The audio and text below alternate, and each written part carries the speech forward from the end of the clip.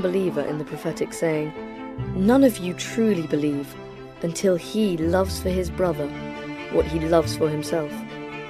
وبص على خريطة العالم واكتب على كل بلد وكل مدينة علامة إن احنا نفتح في المكان ده كله.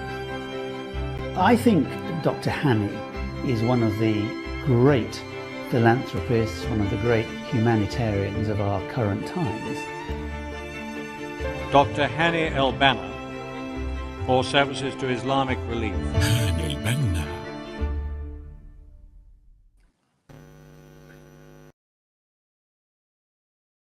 Bismillahirrahmanirrahim. Our dear viewers, welcome to another episode with Dr. Hany El Banna, one of the pillars of charitable and humanitarian work.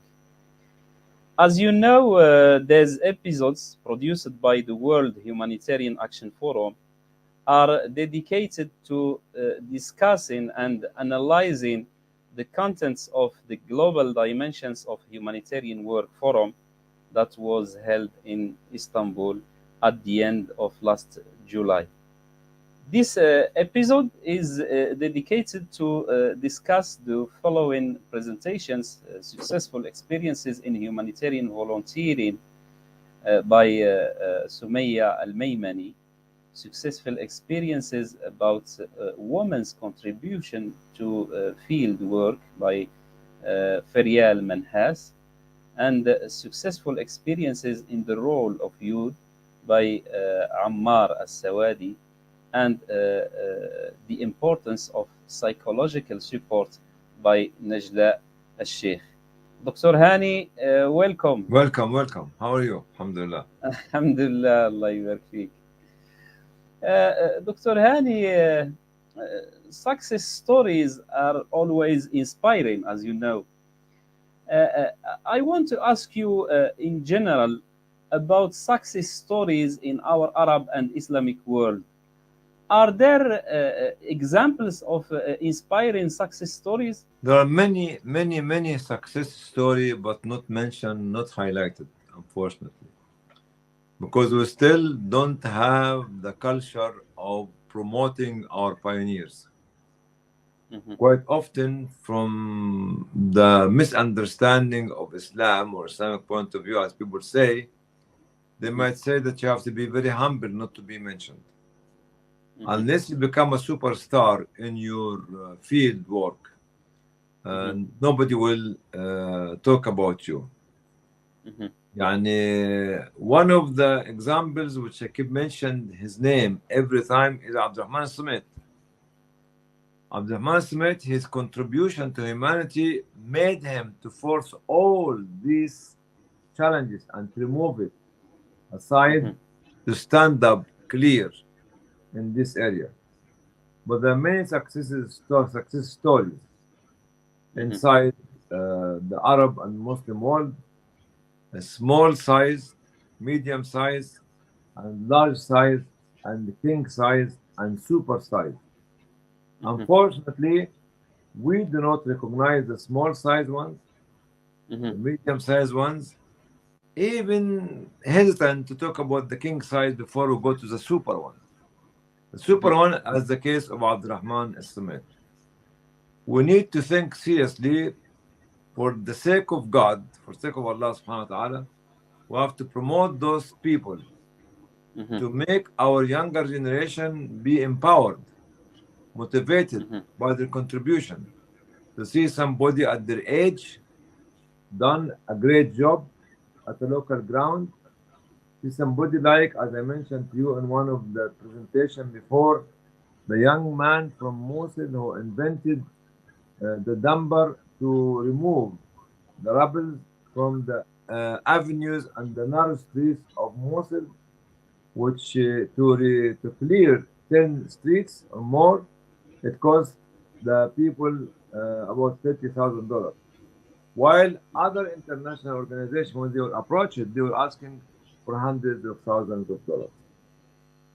And somebody like this is very important.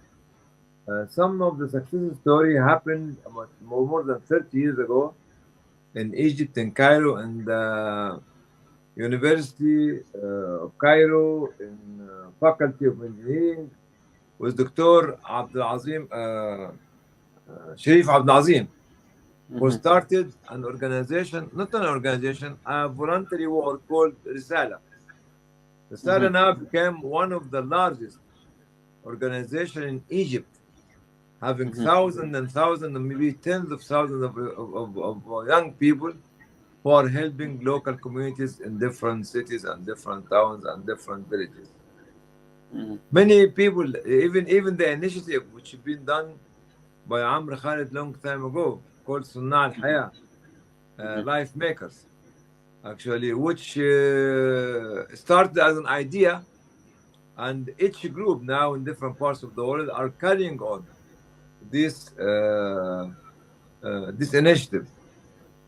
It's not just celebrating the success story; it is sponsoring and supporting the success story.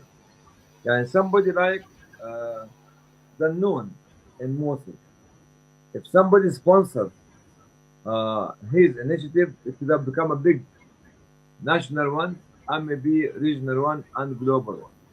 Because the man has the ability, the man has the power, the man has the vision, and then has the drive, and has the knowledge of how to contact and communicate with young people. All these sort of things need to look at our current culture, which is not very welcoming to talk about those little initiatives or success stories. While others in the West are supporting this financially, morally, logistically, from the government level, from organization level, from business level, and from families level as well.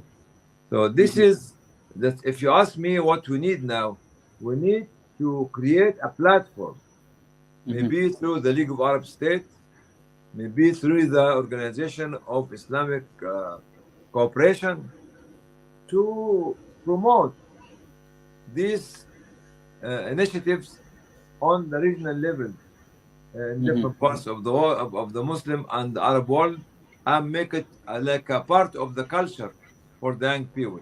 Like nowadays, you keep saying Arab talent, Arab Got Talent, Arab Idols. You know, this competition about singing and dancing and was supported very much by television.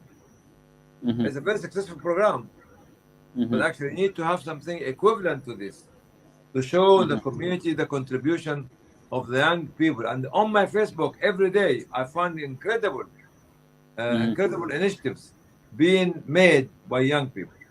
Miss Sumaya Al-Maimani talked about volunteering, and she talked also about her voluntary experiences. Let me ask you, Dr. Hany, first about the meaning of volunteering, and then about the reality of volunteering in Arab and Islamic humanitarian institutions, and if it is possible to compare volunteering in our Arab Islamic institutions and Western organizations. Volunteering is a voluntary contribution to the community, whether through yourself as an individual, or through a collective initiative, or through local organizations, or through a project that actually could be done by a local organization. This is how you do the volunteering. Volunteering is a spirit. It is not just a job. It's a spirit, it's a message, it's a mission, the drive, where the organization should see the volunteer as an asset, so they can invest in the volunteer, where the organization can believe this volunteer could be one day a president, a prime minister, a minister, maybe a CEO of a big company, or CEO of a big organization, or working for international global organization, or even CEO of the organization he or she is volunteering for, or professor in the university, or dean of a college, or a great artist, and so on, so on, so on, so. So they have to look at him or her at this level without looking at the background and the culture and the belief of the volunteers themselves. Volunteering should be put on the top of the agenda of the organization who understand what do you mean by volunteering. Volunteering is not getting young people to go out to distribute leaflets only, to go out to stand guiding people right, left, and center, to go out and maybe collecting fund. This is a very, very minimum part of volunteering. Let me take you back more than 37 years ago, when Islamic Relief started. Most of the volunteers were school students and university students, and they used to come every day till about just before midnight, when there was a disaster like Sudan, like the flood in 1989, like the earthquake in Iran in 1990, like the flood in Bangladesh in 1991, like Bosnia war conflict in 1992. They come as secondary school students and university students. Those people were later on, let me tell you, that some of those people became the greater leaders of Islamic Relief later on. One of them is now the president of Islamic Relief in America. One of them was the CEO of Islamic Relief in Canada. One of them actually is working in the ministry, I think DFID, Ministry of International Development of UK in Ankara, and others. So, you know, if you look at this journey of 38 years, they started as young volunteers, and they grew up, whether inside the organization or outside the organization. So the volunteering is a sort of training. It's not only training. If we look at it as a training, it is not going to bring the man or the woman that you would like them to become your future leader. It is training and mentoring and coaching. Mentoring and coaching by the senior manager and senior director of the organization, by the founder, to be coaching them and mentoring them while they are in the office, giving them stories of the past, giving them some moral values, teaching them how did the organization started, about the direction, the difficulties, the challenges, and showing them his or her humility in being with them all the time. When I was with the young volunteers from Canada in Istanbul last month, you know, one of the young girls, she told me, what? We don't believe that the founder of Islamic Relief will travel with us. I said, why? So because you are the founder. You are something very big. I said, why? Why you say this? Because she said, we never see the founder of any other organization. And it's very strange to find the founder is traveling with us, eating what we eat, drinking what we drink, sleeping in the same area, like in the student, in the university hostel as they sleep in, and behaving like us, talking to us, and all these sort of things.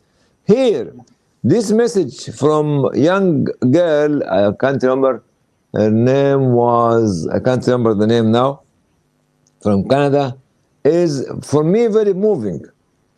If you are there just being with them and listening to the discussion without lecturing them, it's for them something to spread the message of empowerment from your generation to their generation.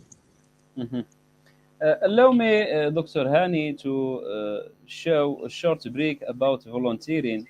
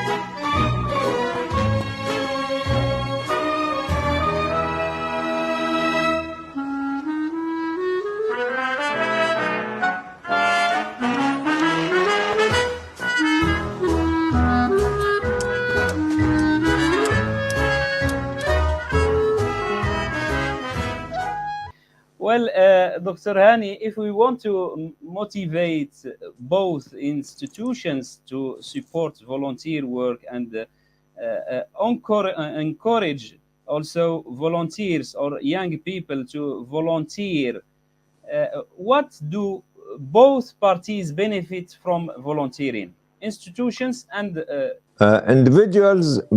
First of all, will be learning more skills, having more confidence in themselves, having more knowledge to different experiences they were exposed to, having a new dimension to what they have not realized before. When we were in Turkey last month with this group from Canada, about 16 people, 13 young girls and about, I think 18 or 19, 13 and 5 young men. And we found that young girls are more engaged than young men, which is something very serious to keep discussing in one of the sessions of your lecturing, inshallah. Inshallah. And some of them were just passive when they started, as you have seen this video. But this, as the first day, they're looking at you strange. Sometimes they just don't understand what you're talking about. Sometimes they don't swallow what you're talking about. Sometimes they don't appreciate what you're talking about, and they keep sleeping and yawning. The first day, they went to see the young orphans, Syrian orphans, sponsored by Islamic Relief in Istanbul. They came back as this young man who was actually refusing to let the people to come to the left, or actually, after he gave a lift to this, he gave support to this old woman to cross the road, he became different man. One of those young girls, when she was hugged by a young orphan, Syrian orphan in Istanbul, she came out in tears. She came out in tears, and she could not be able to take it because she felt a new dimension for her mission, for her life, and for her vision towards the humanitarian work. May Allah bless her. She is now in Canada. And another young man, he was speaking to us in tears. Just with one day, he had been 1 hour or 2 hours with the young orphans. A third one was the organizer, was another female. Actually, the way she spoke was something very highly intellectual, very highly motivating, very highly educational, and direct. Even some of them told her, yes, her name was, oh my God, I keep forgetting all the names. Anyway, you look like, Dr. Hany. Said what? Not because she looks like me or she looks like me, but she talked from the heart. Yeah. From the mind, from the soul, not from the tongue. So the talk, when it comes out from the heart, it goes to the hearts of the other people. This is the impact on the young volunteers, when morally, psychologically, educationally, and in respect and in confidence. And for the sector, the sector has to create this group, and we have an organization called Muslim Chats Forum, is having the third year now, a third group or the fourth group of actually young volunteers joining. Actually, for a mentoring or for actually internship for about 9 months in London. Young qualified British people, some of them are Muslims, some of them are not Muslims, to be trained hands-on, and to be sitting in the office, to talk about project management, project development, finance, regulation, advocacy, And at the same time, we bring people to mentor them. I'm one of those people who is mentoring them. This is actually a Muslim Child's Forum. But you know what? We're struggling to find fund, money to support this scheme. Most of the young people who are qualified from this training program or the internship of Muslim Child's Forum are employed now by different organizations or by the government.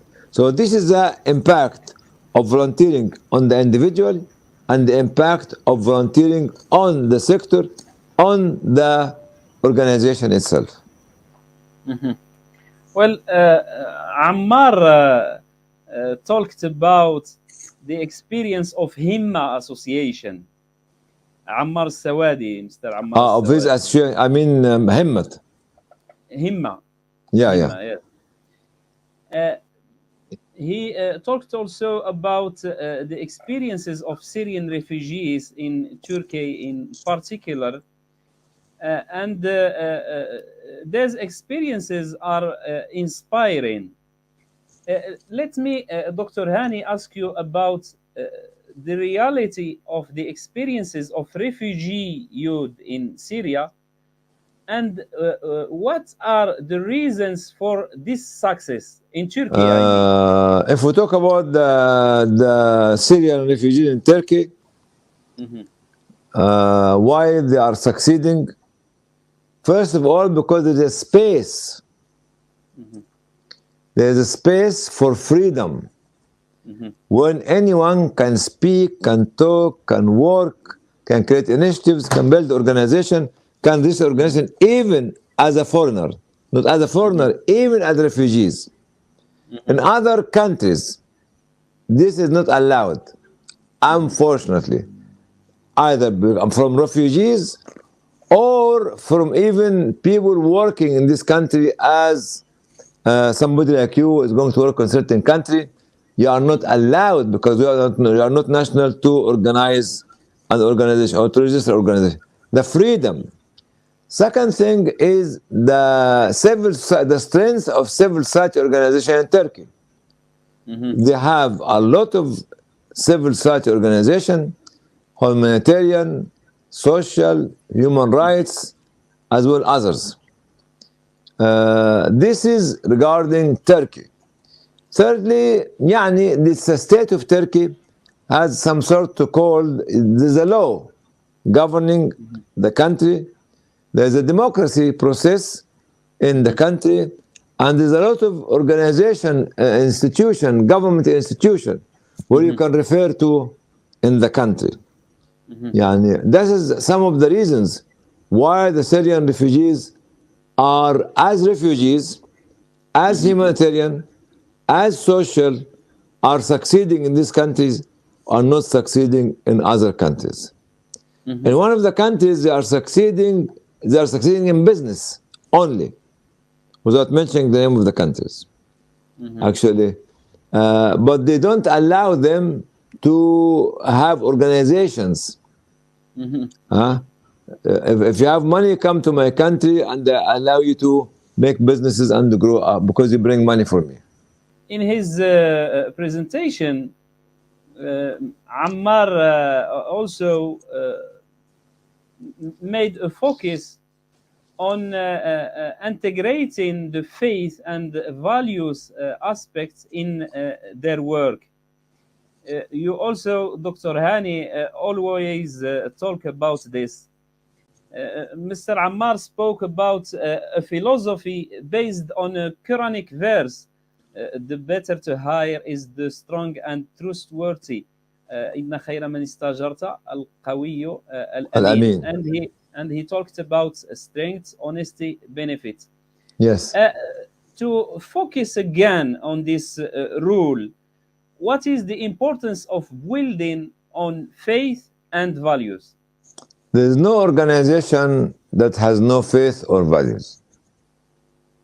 Forget it. All the organization respect its own faith and values, whether we like or not, whether we agree or not. You see, there's too many organizations with different faith, and they are respected, and they are very confident in their faith. Organization coming from the Christian background, from the Jewish background, from the Hindu background, from the Sikh background, from Rastafari background, from atheist background, from liberal background, from secular background. All those, I consider them faith, not only philosophy of thinking. I consider them faith. And each one of them is very proud of their faith. Why shouldn't we as well? When we have a lot of morality to provide humanitarian work and social work and developmental work. When I was in praying Jum'ah, I had this discussion with some of my colleagues, young generation. At least there are about 40 years between me and them, or at least 35 years. The discussion, and all of them were humanitarian workers. The discussion was about you follow or we follow what's provided to us on the table. We eat the menu cooked in other kitchen. We don't make our own menu, and we don't have our own kitchen. The menu in the kitchen is cooked by people who believe in certain values, certain philosophy of thinking, certain ideology, and certain faith, and put it inside this meat or this rice or this meal as a culture or dressing or recipe or whatever you call it. So when we eat it, we eat something with the spirit of the faith of the people who cooked it for us.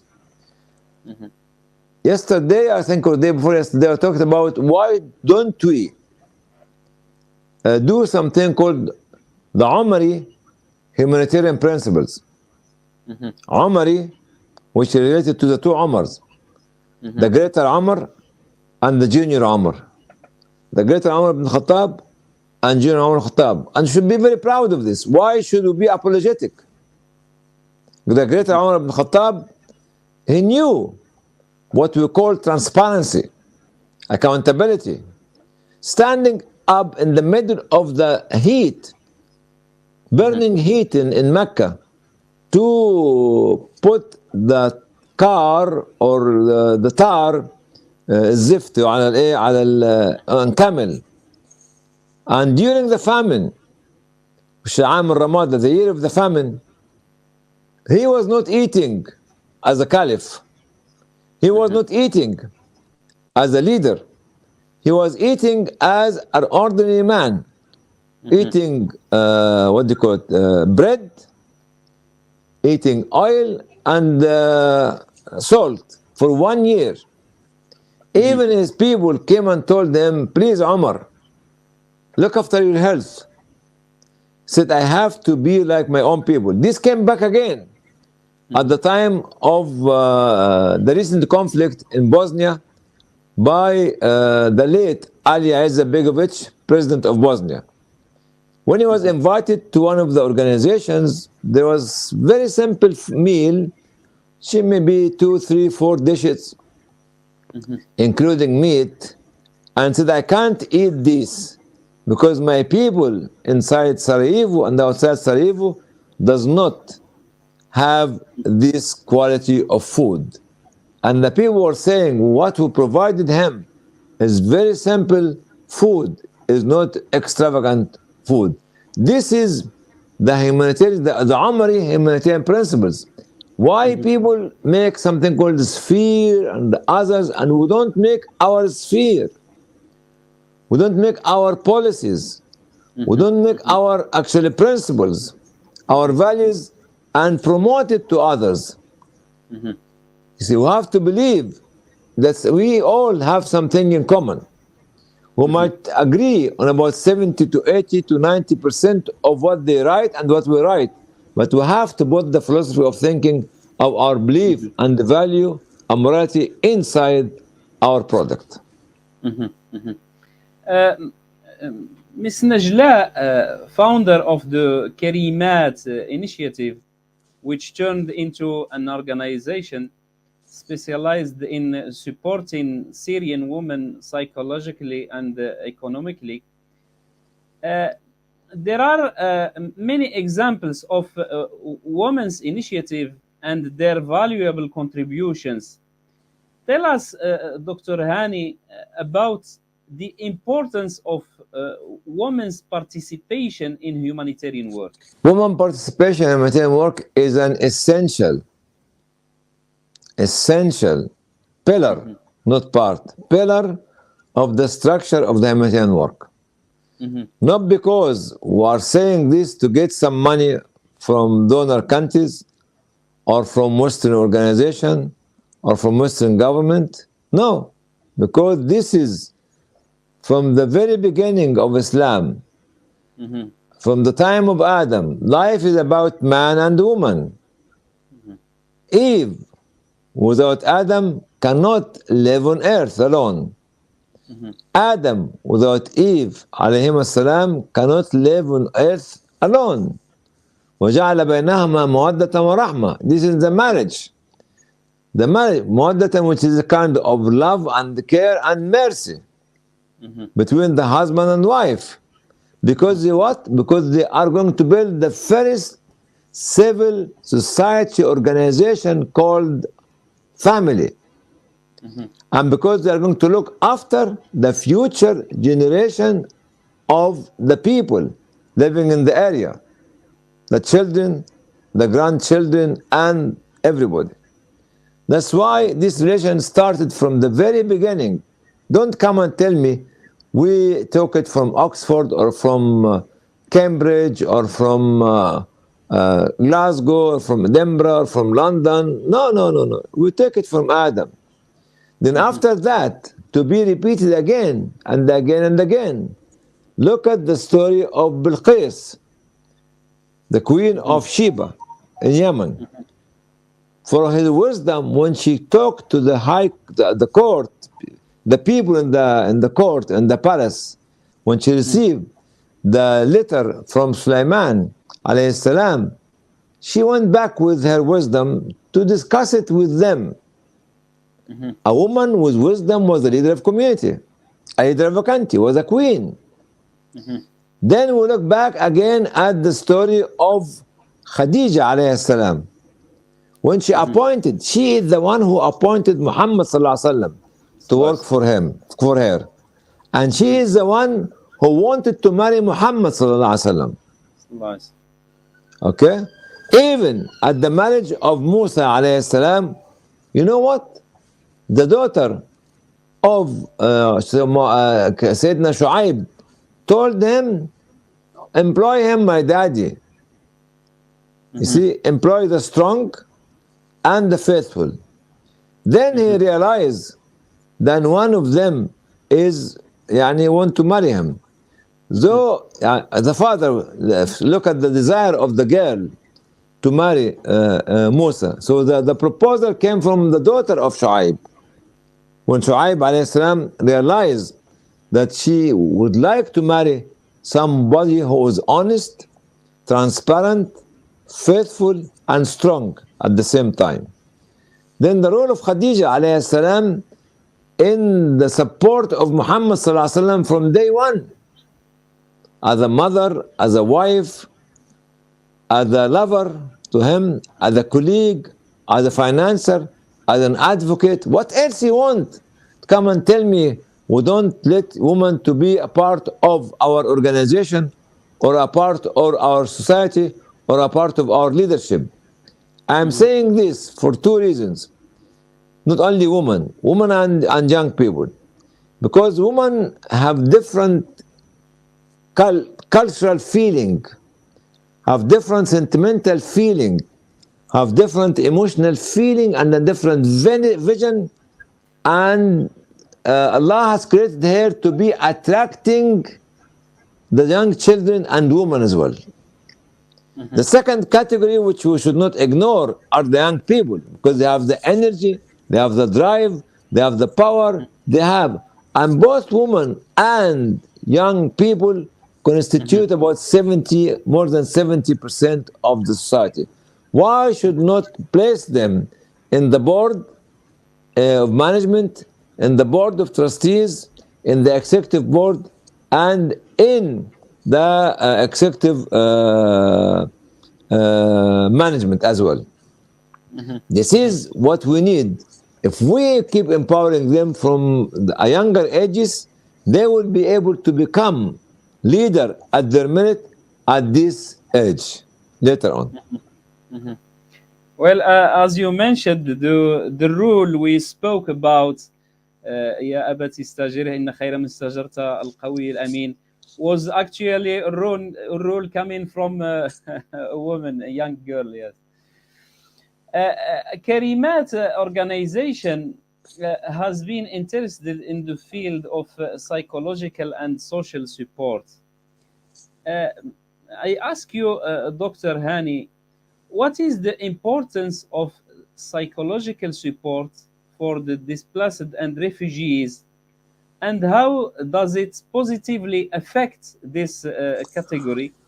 And before your answer, allow me please to show a tape produced by Save the Children and translated by the forum. One who experiences a disaster is left untouched by it. A key priority during crises is to protect and provide for people's mental health and psychosocial well-being. Every individual will experience the same event in a different way and have a different capacity to cope. The nature and scale of the disaster or conflict will, of course, be huge factors, but also, for example, whether the person has pre-existing psychological conditions and vulnerabilities. Age is another crucial factor. A child's physical, emotional, and social development plays a key role in their experience of an event. Because of this, humanitarian workers need to be alert to the environment, namely, who is not recovering and what specific support they need.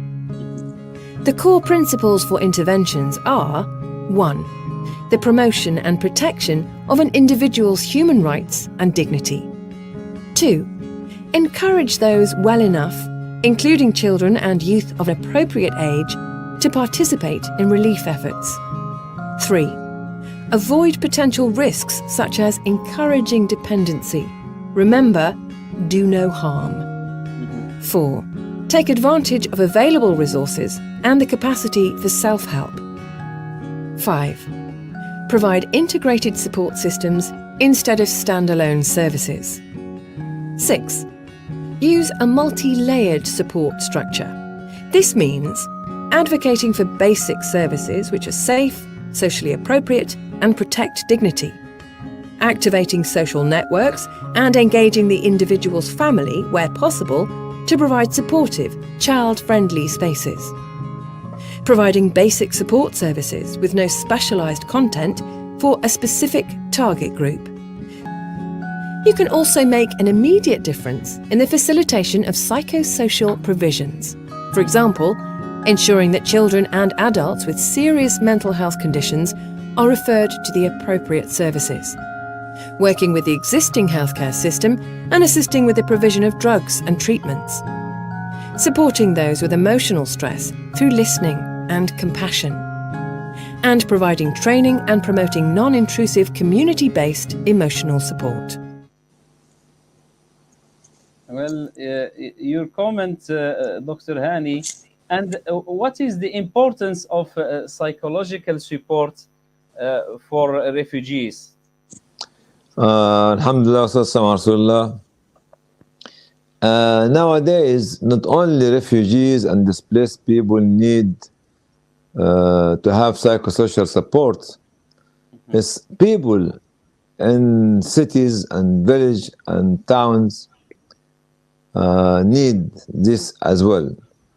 People in stable families, when there's a problem between the two parents, by divorce, maybe becoming orphan by the death of the father or the mother, need psychosocial support. People in a country which is run by a dictatorship regime, when there's no job opportunity, and there's people are building more prisons than building schools and hospitals and others, where the economical crisis and actually no future for the young graduate from university or secondary school. All those people, actually girls and boys who are qualified for university and they want to get married, but they can't because they cannot afford the expensive cost of marriage, the expensive cost of building or renting a flat or living together. All this and more are having a problem, a negative impact on the mental health of the individuals, whether they are in a stable or non-stable society. So unfortunately, psychosocial help now, psychosocial support now, is needed not only for the refugees and displaced people, but actually for wider number of people. We saw some young people taking their life and committing suicide because they have been there for years without job. We have seen parents, especially father, just before the beginning of the school year, committing suicide because they cannot buy the school dress or the books to his children. All these kind of things let us to think seriously about the issue of mental health and the issue of psychosocial support, which is not only needed for the orphans, for the displaced people, but for a wider range of community members. That's why in one of my talks, I think I can't remember this year or last year, it was 3 parts about the necessity that the organization, especially the grown-up, the big organization, should have a psychosocial support unit inside the organization by even having one social worker, even having a psychiatrist to come to the organization. Why? Because we want them to look at the project design before we implement the project to the community, to see in this community if this project will fit the people who could be mentally affected by the conflict, by the disasters, by the flood, by the earthquake, by the displacement, by the poverty, by the regime who is dictatorship regime and torturing them before we starting to implement this. That's why. Second point, that's why I'm 100% agreeing with Ustaza Najla about what she is doing, because I know I have been to Kalimat functions before COVID, maybe 2016, 2017, 2018 in Kellis. And I talked to some of them in this area as well. Also, there's some other women organization organized by Najla, not Najla, by Jumana as well, one of our speakers in the conference at the time. And those people proved, and there's other stronger women in the field of humanitarian and actually social work, whether they are Yemeni or they are Syrian or they are Egyptian or they are from different countries. So coming back to psychosocial support, it should be a compelling duty on the organizations who is mature organization, have the fund to have this unit inside it. But my condition is that the head of this unit, whether it's a doctor, psychiatrist, or social worker as well, should be female, actually. That's why this is my only appeal, because as a part of my social fatwa, that we should not give it to men. Sometimes in these most vulnerable community, our hand has been bitten or burned from what happened more than 30 years ago in Bosnia, when some of the so-called humanitarian worker who has no adab, no moral values, يعني did something exactly like what been happening by the Oxfam people in Haiti, which led to the what do you call it, safeguarding اللي هو حماية الأطفال والنساء. So we need it. Definitely we need it. But for a wider range as well. Yeah. Speaking about success stories, Ms. Sumaya Al-Maymani is the supervisor of the 2 Dinars initiative, Dinarain. دينارين. ادفع الدارين واكسب ادفع الدينارين واكسب الدارين. اكسب الدارين, yes. Yeah. The initiative that had very valuable results. Tell us, Dr. Hany, about this initiative and the reasons for its success. Yeah, I remember. Because it's just 2 dinars? They made it very simple. Sometimes when you start very simple, people can make a lot of questions or raise a lot of questions. How are they going? What are they going to do with 2 dinars? So from the very beginning, they made it easy, available for young donors, like secondary school students, like university students, like ordinary people in Kuwait, to give the 2 dinar. 2 dinar is about nearly about $5-6, which is not big amount of money. The second thing, which was they focus on one thing, not doing everything. They said we are going to focus on education only. And they did that. And from what they started with more than 10 years ago up till now, the 2 dinars become 2 million dinar. 2 million dinar, which is about 4 million pounds or $6 million. And in action last 10 as a smaller initiative inside International Islamic Charitable Organization in Kuwait. And they build schools, they bought buses, they send books in about 10 or 12 countries over the last actually 10 years. This is something, let us to understand how things start to be very easy. When you make it very simple at the very beginning. I remember in the 80s what we used to say, a penny a day keep the famine away. يعني قرش كل يوم يمنع المرض عنك. People were laughing at us. 1 pence, what is the 1 pence will do? 1 pence became now hundreds of millions of dollars every year from the 1 pence. The first donation to Islamic Relief in 1983 was 20 pence from a young child at the age of 9. Actually, now the income is in hundreds of millions, as I'm saying to you. This is exactly what Sumaya did to make it achievable, easy, and focused. Achievable, that means that anyone, a child or a secondary school student or university student can contribute, okay? And focus on one thing, education.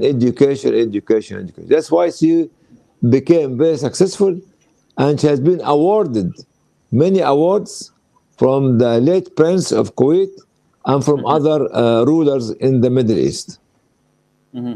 Well, there is many success stories. Mr. Ammar also spoke in his presentation about successful students program, and there are, as I said, many successful initiatives. Thank you very much, Dr. Hany, for your kind sharing of knowledge. And thank you, our dear followers. We will meet next week in another dialogue episode. Until then, Assalamu alaikum wa rahmatullahi ta'ala wa barakatuh. Thank you, Dr. Hany. خالد الفقراء عشان تسعد. Dr. Hany was a strong believer in the prophetic saying, "None of you truly believe until he loves for his brother what he loves for himself." وبص على خريطة العالم واكتب على كل بلد وكل مدينة علامة إن احنا نفتح في المكان ده كله. I think Dr. Hany is one of the great philanthropists, one of the great humanitarians of our current times. Dr. Hany El Banna for services to Islamic relief.